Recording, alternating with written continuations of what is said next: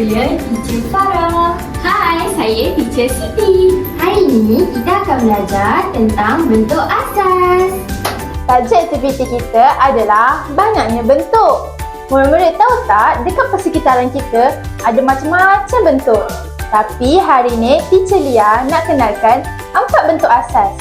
Yang pertama ialah segi 4 sama, segi 4 tepat, bulat dan segitiga. Teacher Lisa akan kenalkan bentuk asas yang pertama.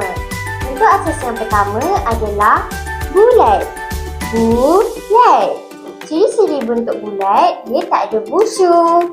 Antara contoh bentuk bulat yang ada dekat persekitaran kita adalah seperti bola, jam, tayar dan juga pinggan. Seterusnya, Teacher Kis akan menerangkan tentang segi 4 tepat. Segi 4 tepat. Kanak-kanak nak tahu tak ciri-ciri segi 4 tepat macam mana?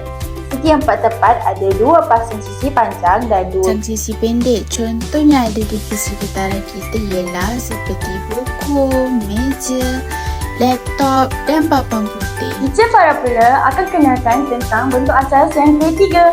Bentuk asas yang ketiga ialah segi 4 sama. Segi 4 sama. Terdapat 4 bucu dan sisi yang sama panjang. Contoh yang ada di sekeliling kita ialah gaduh, roti, papan catur dan bingkai gambar. Akhir sekali, Teacher Siti nak kenalkan bentuk segi 3.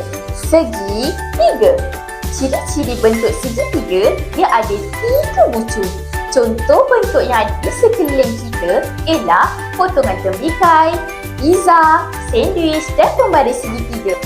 Okey, itu sahaja pembelajaran kita pada hari ini. Bye-bye! Hai semua, hari ini teacher nak ajar tentang benda hidup dan benda bukan hidup. Murid-murid tahu tak apa itu beza benda hidup dan benda bukan hidup? Tak tahu? Sini teacher anda ajar. Jom! Pertama sekali, teacher nak terangkan tentang benda hidup. Apa itu benda hidup? Benda hidup itu ialah semua makhluk yang mempunyai ciri-ciri kehidupan seperti bernafas, bergerak dan juga makan. Apa itu benda bukan hidup?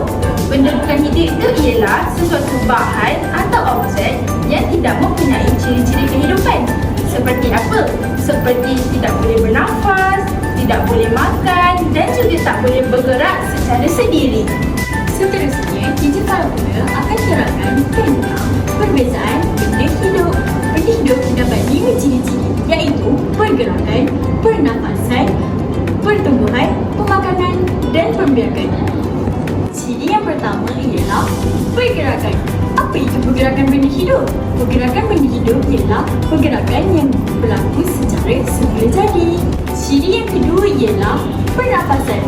Pernafasan benda hidup ialah manusia yang memerlukan karbon dioksida untuk bernafas. Ciri yang ketiga pula ialah pertumbuhan. Apa itu pertumbuhan?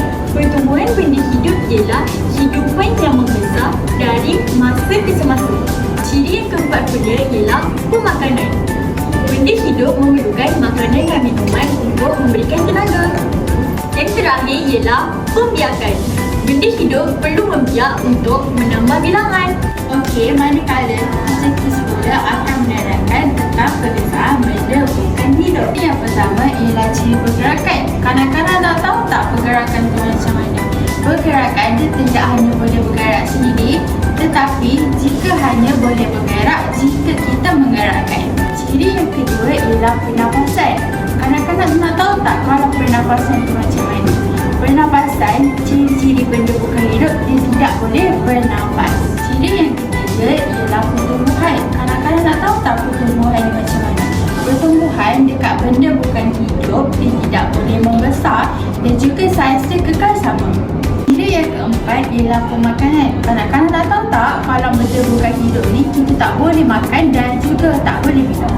Okey, ciri yang terakhir ialah pembiakan. Kanak-kanak nak tahu tak benda bukan hidup dari segi pembiakan. Pembiakan, kita tak boleh menghasilkan anak dan juga tidak boleh membiak. Sekarang, Teacher Lisa nak bagi tahu contoh benda hidup. Antara contoh-contoh benda hidup adalah seperti kucing, arnab tiga-tiga ni dikategorikan sebagai contoh benda hidup sebab mereka adalah haiwan. Haiwan boleh bergerak sendiri, bernafas, makan dan juga minum. Tumbuhan juga dikategorikan sebagai benda hidup sebab tumbuhan memerlukan cahaya matahari dan juga air untuk membesar. Contoh pertama benda bukan hidup ialah kereta. Kereta memerlukan enjin yang diperbuat dalam badan manusia. Yang kedua ialah batu. Batu dia bersaiz kekal dan tidak boleh membesar. Yang ketiga bola dan meja. Ia tidak boleh bergerak sendiri tanpa menggunakan tenaga manusia.